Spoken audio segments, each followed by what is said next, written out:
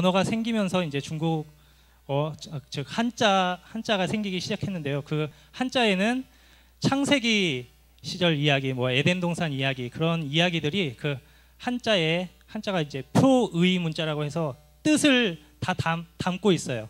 그래서 그 뜻을 담은 것에 대해서 저희가 재미있게 알아보는 시간을 가지도록 하겠습니다. 오늘 한번 화면 띄워주세요. 예. 오늘은 마귀에 대해서 부담됩니다. 마귀에 대해서 제가 설명하면 할수록 마귀 홍보대사가 되는 느낌이기 때문에 좀 부담감을 가지고 여러분들과 재미있게 이야기를 나누도록 할게요. 이제 마귀라는 한자가 있습니다. 근데 이 한자어 안에 성경 이야기가 들어있다면 여러분 믿으시겠습니까? 제가 재미있게 한번 한자 한자씩 설명을 해드리도록 하겠습니다. 여기 보시면 이게 마귀 마자예요. 마귀 마자고 이게 마귀 마. 그래서 귀신 귀 해서 이게 읽으면 마귀입니다. 따라서 해볼까요? 마귀. 예, 여기 마귀인데 여기 마귀 보시면은 이 쬐그맣게 귀신귀가 이 안에 작게 들어있는 거 보이시죠? 그래서 마귀 말을 설명하기 전에 제가 귀신귀가 어떻게 이루어졌는지 그 말씀을 드릴게요. 이제 일반적인 그 한자 책에 보면은 이걸 그냥 머리라고 하고 요거를 이렇게 다리라고 표현해서 귀신의 뭐 모양을 본떠 만들었다 했는데 사실 귀신은 모양이 없죠.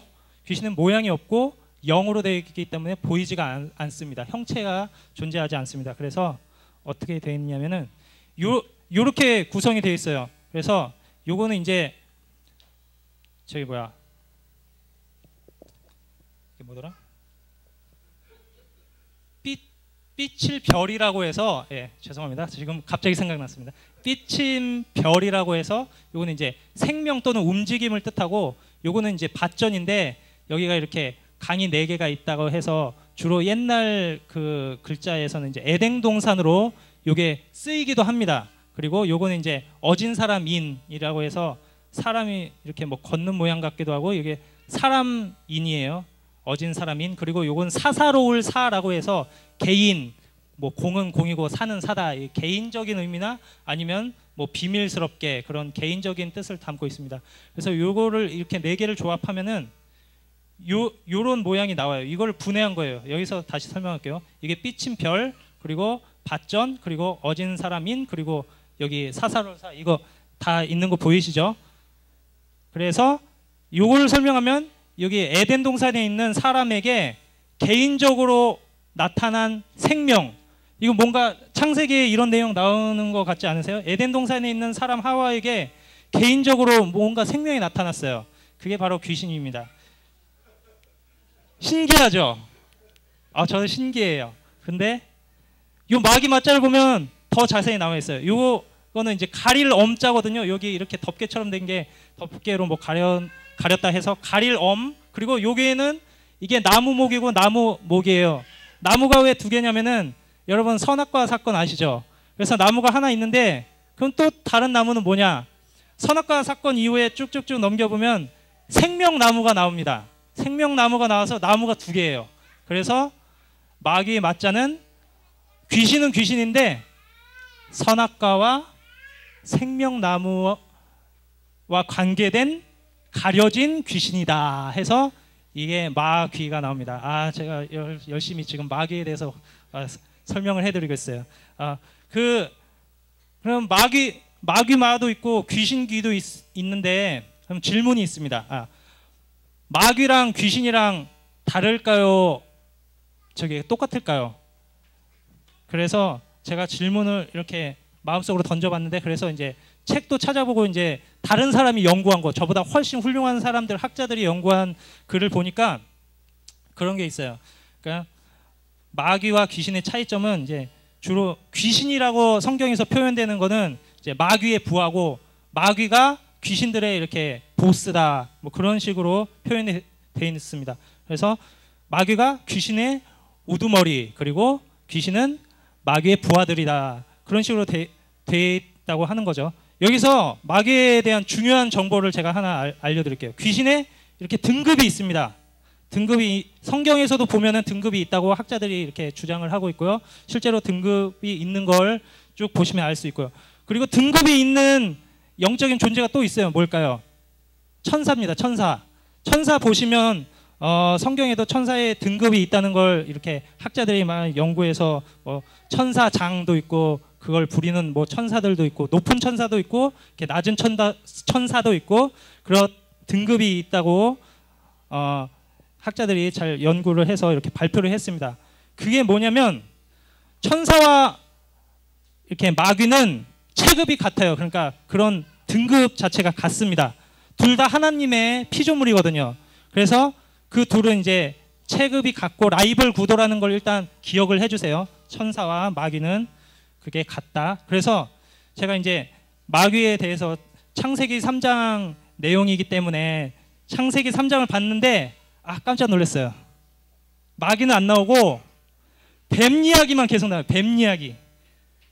뱀이랑 마귀랑 그래서 어떤 연관이 있는지 또 제가 조사를 해보니까 또 훌륭한 우리 성경을 연구하시는 분들께서 다 조사를 했습니다. 요한계시록 20장 2절에 보면은 용을 잡으니 곧 옛 뱀이요 마귀요 사탄이라 이런 구절이 나와요. 그래서 거기에 나오는 옛 뱀, 아주 옛날 뱀, 그게 그 에덴 동산 시절에 있었던 그 사탄을 이야기하는 거거든요. 그래서 뱀이랑 마귀는 결국은 같은 거구나.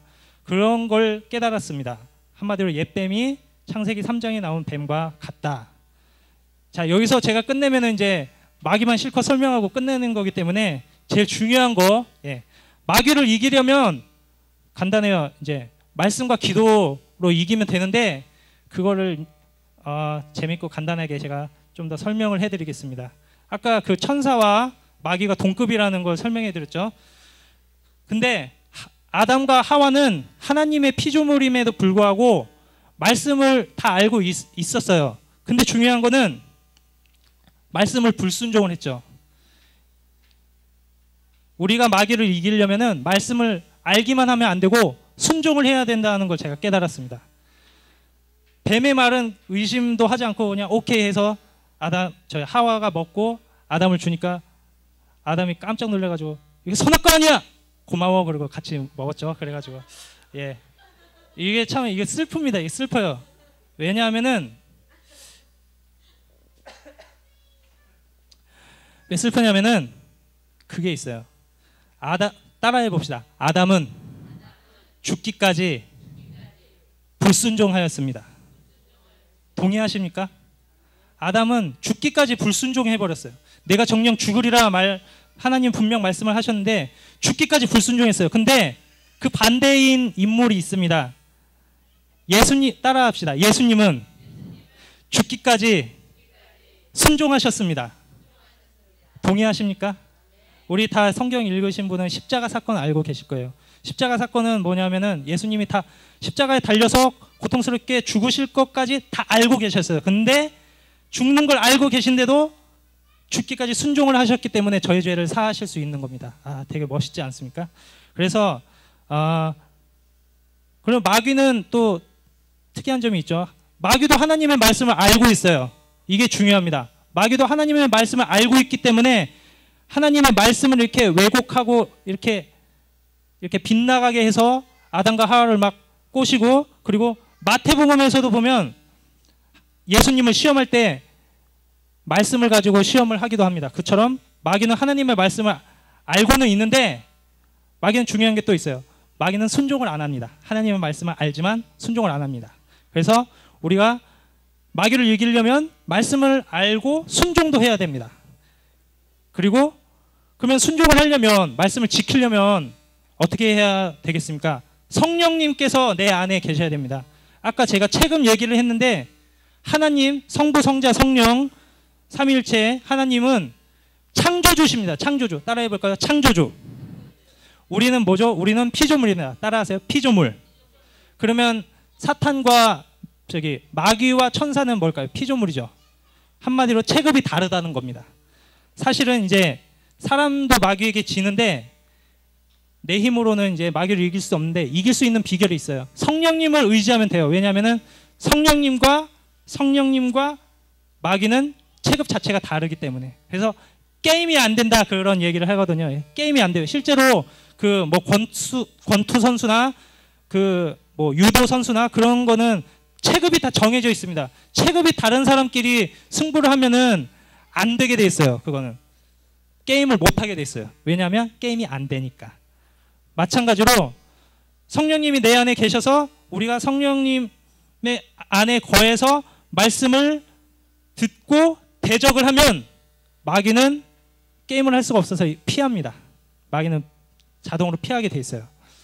그래서 성령님이 내 안에 계시고 우리가 말씀을 순종하면 마귀를 이길 것을 믿습니다. 제가 아는 그 목사님 중에 이런 말씀을 하신 분이 계셔서 제가 간단히 소개를 하겠습니다. 따라해 볼까요? 말씀은 방향성이고 기도는 추진력이다. 뭔가 멋있는 말 같죠? 약간 마음에 와닿지 않습니까? 한마디로 말씀은 이제 방향성이에요. 기준을 이렇게 말씀 정확하게 제시를 합니다. 말씀 방향성이고 기도는 추진력이에요. 강력하게 나갈 수 있는 추진력입니다. 우리가 말씀을 그냥 알기만 하고 기도를 하지 않으면은 강력하게 나아갈 수가 없어요. 그래서 말씀은 방향성이고 기도는 추진력이다. 이 시간이 무슨 시간인가요? 우리가 찬양도 열심히 하고 말씀도 듣고 기도도 하는 시간이거든요. 이 시간이야말로 우리가 마귀를 이길 수 있는 강력한 추진력을 가질 수 있는 시간이라는 것을 여러분들이 믿으시고 오늘도 말씀과 기도 안에서 마귀를 대적하고 승리하는 시간 되기를 바랍니다.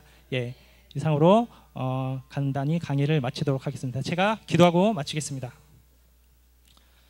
참 좋으신 하나님 아버지, 저희들이 주님의 말씀을 알면서도 순종하지 못했던 것 있다면 용서하여 주시고 저희들을 순종할 수 있도록 저희들에게 성령을 부으시고 성령으로 충만하게 하여 주시옵소서. 그리하여서 마귀를 대적하고 마귀를 이기고 이 땅에 예수의 복음을 더 많이 전할 수 있는 충성된 주님의 주 예수 그리스도의 군사 되게 하여 주시옵소서. 이 모든 말씀 예수님의 이름으로 기도합니다. 아멘. 우리 수고하셨는데 박수 한번 해주세요. 이 시간을 위해서 일주일 동안 준비하는 거예요. 다음 주에는 저기 웃음 치료 한번 해야 되겠어요, 그죠? 원래 우리 형제가 저기 이 율동을 그렇게 잘해요, 율동. 그래서 제가 다음에 율동 한번 준비하라. 그래서 하여튼 뭐 일주일 동안 이것저것 많이 준비해 오라 그랬어요, 제가. 그래서 우리 오늘 사무엘하 보시겠습니다. 사무엘하 11장. 하여튼 여기 금요일에 오시는 분들은 이렇게 상식도 많이 생기고. 사무엘하 11장, 즉 구약 성경 477쪽. 사무엘하 11장 1절에서